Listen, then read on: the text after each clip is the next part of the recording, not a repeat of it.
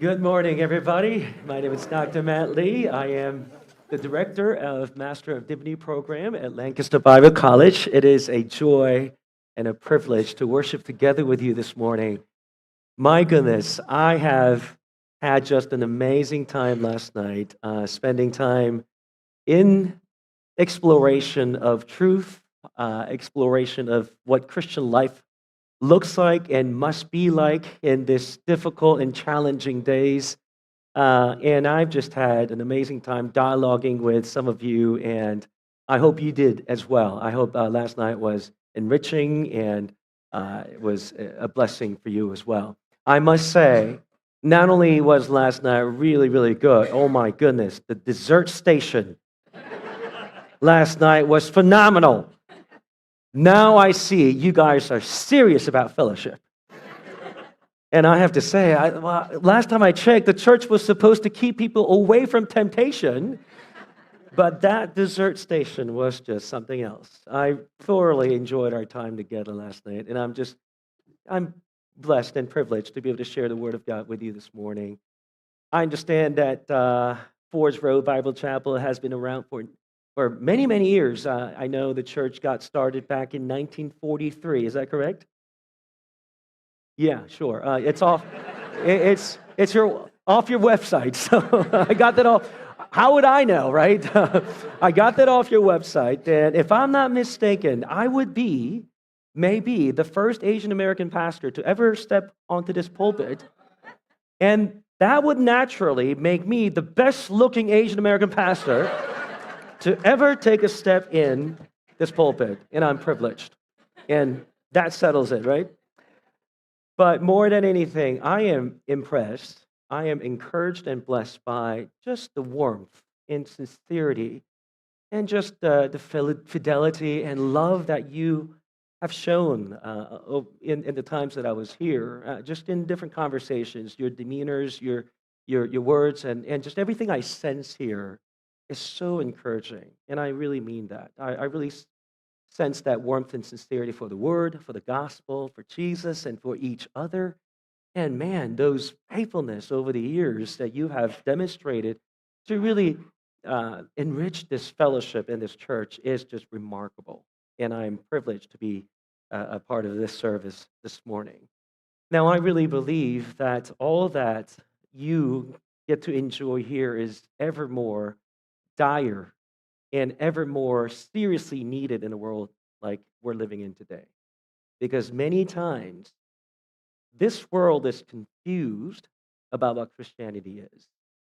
This world has ideas about the gospel, but we're living in a world where people actually don't fully understand what the gospel is. It is a foreign, primitive, outdated term that it will not conjure up any notion of any other. They wouldn't know what to think when they hear the word gospel. That's how secularized this world has become. Even in the Christian circles, too, there are many conflicting and confusing ideas about what Christianity is and what the gospel is. It is so important that a church will be committed to defending sound doctrine and defend the gospel. I'll tell you why this is important. When people think the gospel or salvation, they're automatically assuming a couple of things. That one, if you just believe that Jesus is the Son of God, and two, that he died for your sins, and three, he rose again from the dead, then you are a Christian. Well, that sounds all good. That sounds pretty okay, right? But the truth of the matter is, even demons believe that. They have a very good understanding as to why and how Jesus is indeed the Son of God. He indeed died for our sins. He indeed rose again. He probably knows that way better than we do. Now, many people associate Christian discipleship to be something that we do in churches, in our worship service, it's in prayer, that it's something that involves some type of spiritual activities. But what we would consider to be spiritual activities are perhaps the easiest part of Christian discipleship. Showing up, easy. Singing together with people, like-minded people, easy.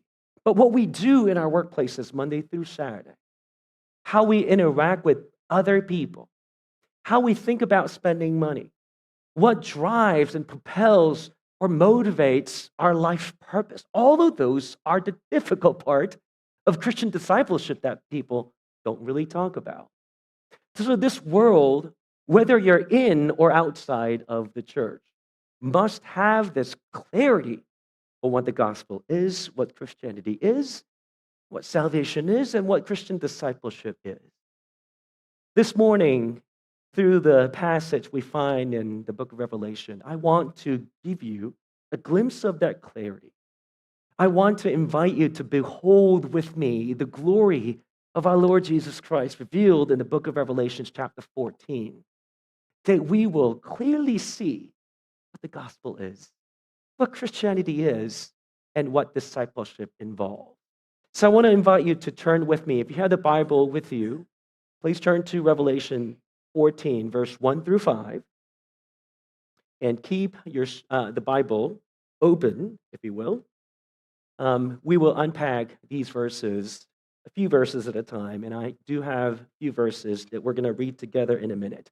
Hey, I don't know if you do this as a church often, but why don't we recite the next few verses together? There's something beautiful about hearing oratorily the Word of God through our ears. So we're going to read this verse together. How about we do that?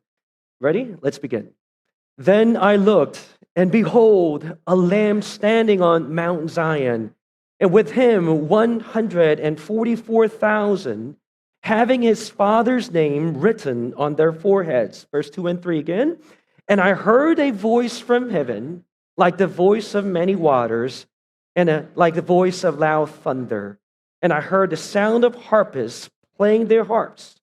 They sang as it were a new song before the throne, before the four living creatures and the elders.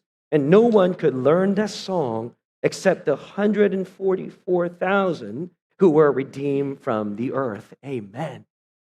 So in this passage, we find that there are three things we have to look at. One, there are things that we see. There's something we hear, and there's something we cannot find. Something we see, something we can hear, something we cannot find. So what is the first thing that we see? In verse 1, we're seeing, behold, the Lamb standing on Mount Zion, and with him 144,000, having his Father's name written on their forehead. This is what we see. Now, the first recipients of this John's revelation would have gasped and would have welled up in such emotions because of all that was happening in their lives. You see, the first recipients of this message was dealing with something that the people of God previously had not yet experienced to this degree. They were facing something that we didn't imagine would happen to the early Christians, and that was emperor worship.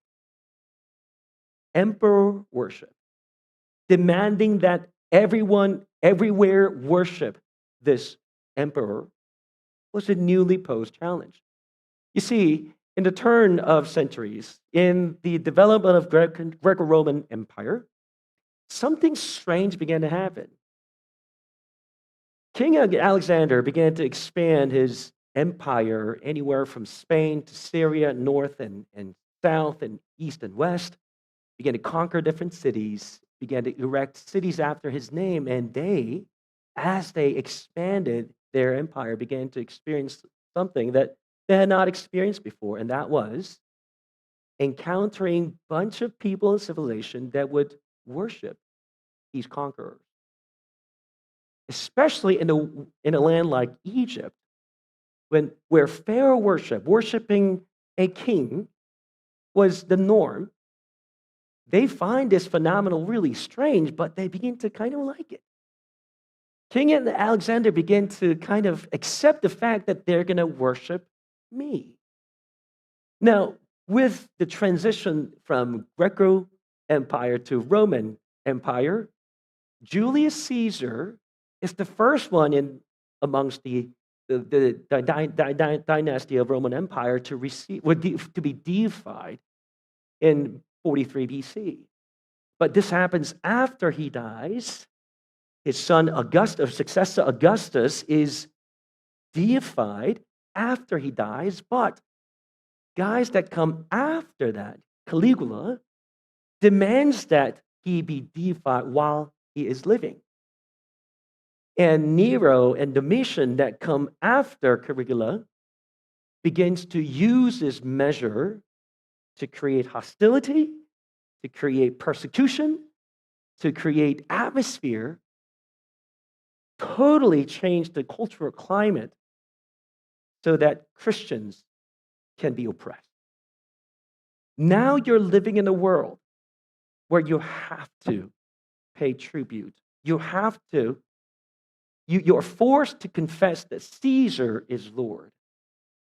You have to, now you're demanded that you make that loyalty, that act of allegiance by burning incense at the altar of Caesar. You're faced with not just a challenge, but a world of oppression. You're now breathing a different air. And this feels so much like some of the things that we go through in our lives. There are issues that we face that gets kind of fixed or resolved, and we kind of move on with our lives. Next challenge comes, and we get that sorted out, and we're okay. No, there's some things that hit our lives like we can't escape this reality. There are challenges.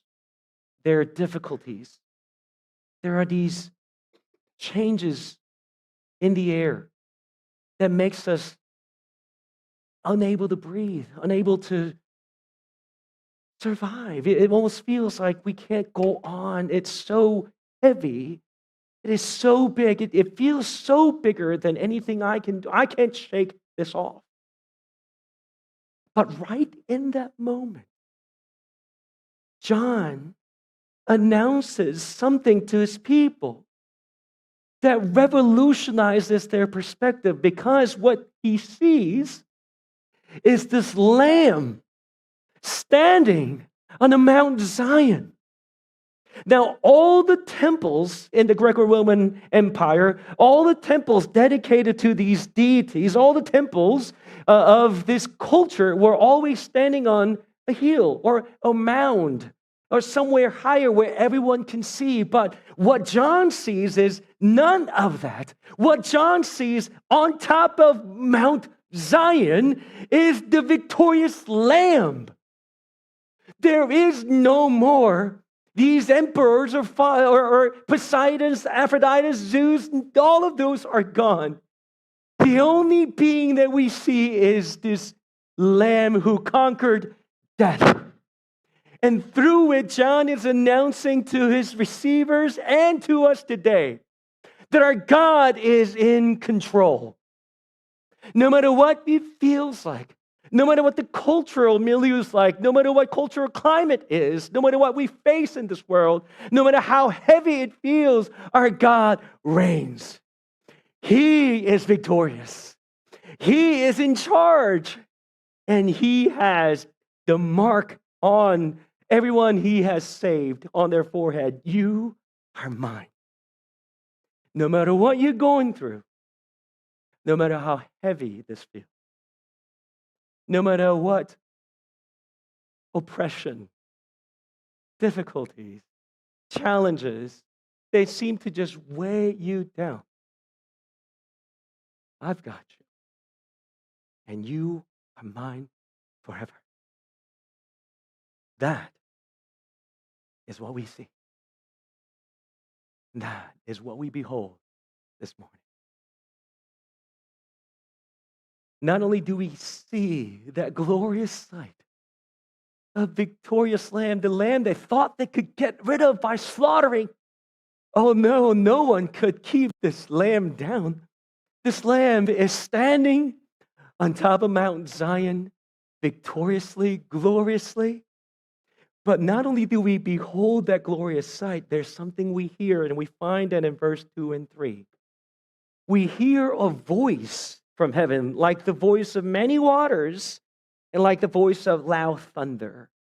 And you guys know what thunder sounds like. No one in their right mind, when you hear thunder out of nowhere, you get startled because there's something so majestic and big and powerful about the sound of thunder. But that is not just the sound that you hear in this scene. It's the sound of many waters. It's not just a bunch of still water you see in a harbor. It's the sound of Niagara Falls, Victoria Falls, all of those sound, the glorious, majestic, and loud and powerful sound combined together. And it is the most thunderous sound that you could ever hear, but it is kind of like the sound of harpists playing their harps. So strange. It is so powerful, yet so gentle. There's something so powerful about this scene, but it's so kind and gentle and sweet. And this is a new song. They sang, as it were, a new song before the throne and before the four living creatures and the elders. It is a new song. And the fact that we're hearing this new song is no surprise, because every time there was a new song in the scripture, it's because there was a victory. If you would recall, when the people of God moved from death to life by God parting the Red Sea, drowning all the enemy behind us that sought to kill us, they're drowned, and not by our might, but by the grace of God and the power of God, the part of the Red Sea. He has moved the people of God from death to life in an instant. And he has granted that victory, not by our own merit, but his grace alone, leading us to the promised land. What is the first thing that the people of God do after they come out of the Red Sea? Sing a new song. Miriam writes a new song. What does Deborah do when God delivers the people of God from Canaanites? Writes a new song. What does David do when David is delivered from his enemies? He writes a new song. But most scholars are content to explain this new song to be the fulfillment of Isaiah 42, when God promises, when God delivers his people from ultimate damnation, ultimate punishment, ultimate death. There will be a new song. And this is the new song that people are singing as they're delivered from darkness. And this is where we get the gospel clarity, my beloved Forge Road. Gospel is not about what you do better or more. It's not about trying harder. It's not about trying to earn your way into heaven. It's receiving this grace to learn your song. It's about receiving the love of God and accepting it and confessing your need of him, not you earning your righteousness, not proving to God, God, can't you see I have these 20 years of faithful service in this church? God, can't you see I'm better than any other people on my block? Can't you see I am better and more righteous and more humbler than any other people that I know? No. This is not how this works. The gospel is not what we do, but what he's done. The gospel is about what he has accomplished and what we receive by grace.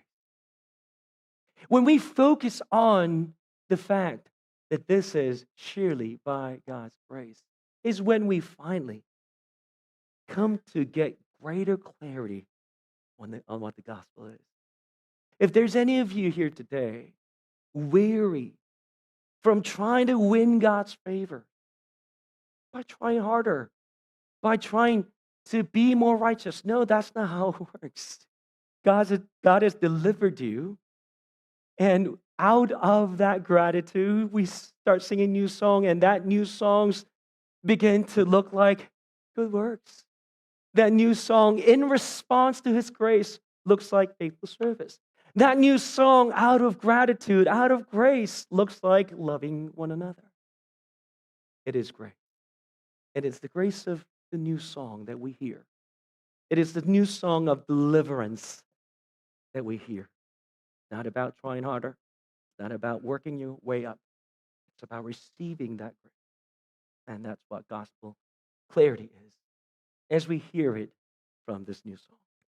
Finally, there's something that we can't find in this scene. Again, there's something that we see, there's something we hear, but there's something we cannot find. What is that? Well, why don't we read verse 4 and 5 together? Let's begin. These are the ones who were not defiled with women, for they are virgins. These are the ones who follow the Lamb wherever He goes. These were redeemed from among men, being first fruits to God and to the Lamb. And in their mouth was found no deceit, for they are without fault before the throne of God. You see, there is no blemish found in this scene. Amongst the people that are gathered before the throne of God, they cannot find blemish. They cannot find fault. How is this possible? What is this verse saying?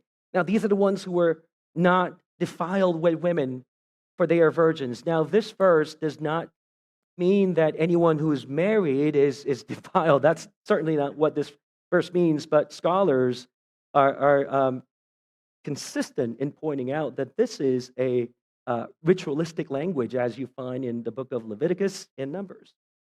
Particularly in 2 Chronicles 13, when our army was prepared to march into battle, they were separated from the rest of the people so that they may embark on this journey for holiness, with holiness. So they were set apart away from their wives, and that's the language that we find here.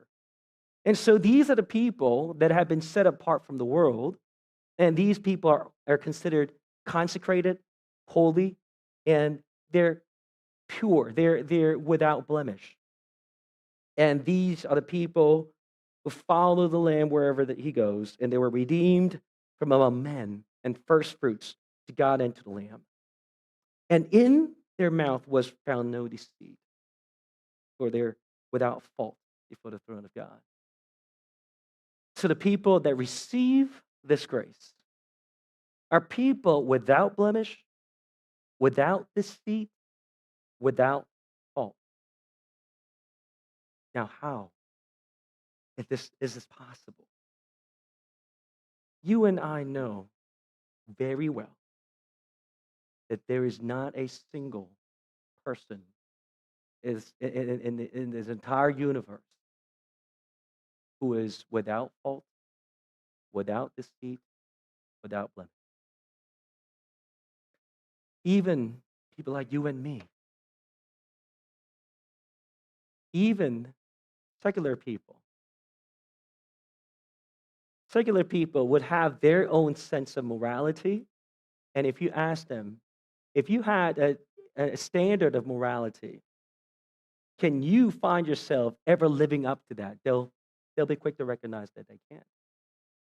If you had a tape recorder around your neck and in your brain that kind of tracked every thought you had, every words that were uttered through your mouth, no one can stand your own standard, let alone God's standard. Maybe you and I have been full of deceit. Maybe you and I have been full of faults and blemish. Maybe we were so quick to offer incense to today's Caesar by compromising in so many different ways in our thoughts, actions, and deeds. We do not deserve to belong to this community of Holy Army. You and I do not have any merit whatsoever on our own to claim to God, God, I belong in this crowd. I need to be part of this crowd. Can't you see my merit? Can't you see my credentials? Can't you see what I've done? We cannot do that. We have no ability or no merit whatsoever. We do not deserve this, guys. We need a Savior. And that Savior has come. That Savior does something to us that the people that are gathered here have received as well. Now, how in the world are these people gathered here? Because they have been redeemed from among men, as you see, a third line. They have been redeemed from among men, being first fruits to God. What does this mean? It means that God has paid for the blemish of these people through some other mean. They have been purchased, and that's what redeemed means. And by redemption, this is what we mean. Numbers 3, verse 13 says this, because all the firstborn are mine. This is what the Lord says, on the day that I struck all the firstborn in the land of Egypt, I sanctified to myself all the firstborn in Israel, both man and beast. They shall be mine. I am the Lord. Oh, Forge Road, this is what God is saying. In the land filled with emperor worship, in the land filled with worship of a Pharaoh, everyone in that land, without exception, deserved to die, but the firstborn is mine. Why? Because rather than the firstborn of Israelites, a lamb died in its place. A lamb died, and its blood was placed in the doorpost, and death that was deserved in all of the land passed over. Those who had the blood of the lamb applied, and because the lamb took the place of sinners, the lamb took place of those who deserve to die, they are mine. I have bought them with the blood of the lamb. And guys, that lamb was only pointing to the ultimate Lamb of God. This is why John the Baptist, when beholding our Lord, says, behold the Lamb of God who carries the sin of the world. And that lamb ascends upon the cross. And he is placed with the sin and blemish, the fault and deceit of the world. And the Father God turns his face away as the Son cries out, my God, why have you forsaken me? He is no longer called mine. He is no longer called mine. Why? So that people like you and me can be called mine from the Father. And that lamb does not stay dead, because he comes back to life, becomes the firstborn. And the firstborn, why? Because there are now first fruits that will follow after this first fruit. And that Lamb of God is none other than our Lord Jesus Christ. Can I get an amen? Through Jesus. It is through Jesus we have been redeemed. And it is only through Jesus we say, I will sing, I will join this new song. And in that song, it is the people of God that finally have a clarity on what Christian discipleship is. As we see in verse 5, these redeemed, these are the ones who follow the Lamb wherever he goes. That, to me, is a clear definition of what a discipleship is, what Christian discipleship is. It is those who follow the Lamb wherever he goes. Wherever the Lamb goes, that's where we go. Whatever the lamb does, that's what we do. The Lamb goes before you to your workplaces.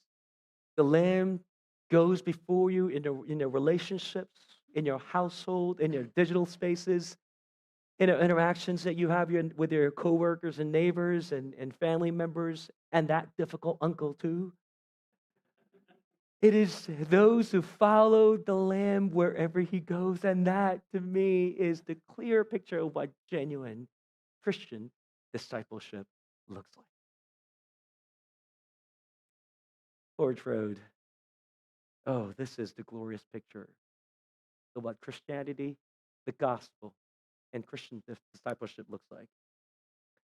I encourage you this morning as we behold this glory of God, as we find that we have been grafted into the vine, that we have been invited to join this army, the holy army. We have been invited to be amongst this 144,000, who, by the way, symbolizes 12 tribes, 12 apostles times the perfect number 1,000. That perfect community of God's people. That's what the number symbolizes. The number just simply means the church, the people God has saved. John's not counting 139, 9, 8, 7. Oh, shoot, let me start over. Okay, so one. John's not doing that. It's the symbolism of the perfected people of God. And we have been invited to that party, and we have been invited to follow the Lamb wherever he goes. So as I close, I want to encourage you this morning. You're sitting here with a weary heart. You feel like what you're going through is too big, too heavy, too thick. It's in the air. I can't shake it off. Well, I want to invite you to see who's in charge. I want you to see that our Lord is in control. It's not your boss. It's not your client. It's not that guy in your school. It's not that somebody who said something online. No, God is in control. Amen?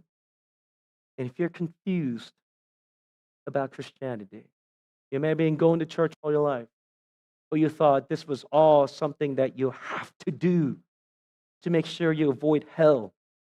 You wanted to get some kind of insurance in case you end up in, fire. You wanted some fire insurance. This is no, this isn't fire insurance. This is a gracious invitation that frees you up. This is for his glory and our good. And he graciously says, not based on what you have done or you do, but come join this song. Come sing this song.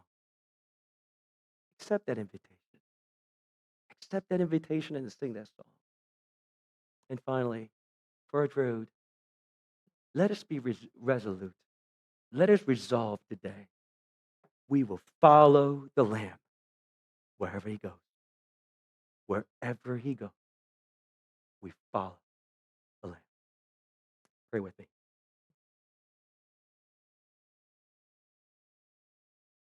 Oh, glorious God, here in this moment, in your presence, we lift up our eyes and see the victorious Lamb on Mount Zion. And we see that we're surrounded by the church, the people who have been redeemed by the blood of the Lamb, who now stand together singing this new song of gratitude, of obedience and loyalty and allegiance, the song of freedom, the song of joy. Oh God, I pray that Forge Road will be resolved in following after you wherever you go. Oh God, help us to see that, hear that, and live in a way that we just continue to despise sin and just love you all the more. Bless Forge Road, oh God, that they will come to love you with all of their heart and just immerse themselves in this truth, rejoicing in all that you've accomplished, being the beacon of life in this dark world, defending and proclaiming sound, orthodox truth and the beauty and the power of the gospel. In the name of our mighty Savior, Jesus, we pray. Amen.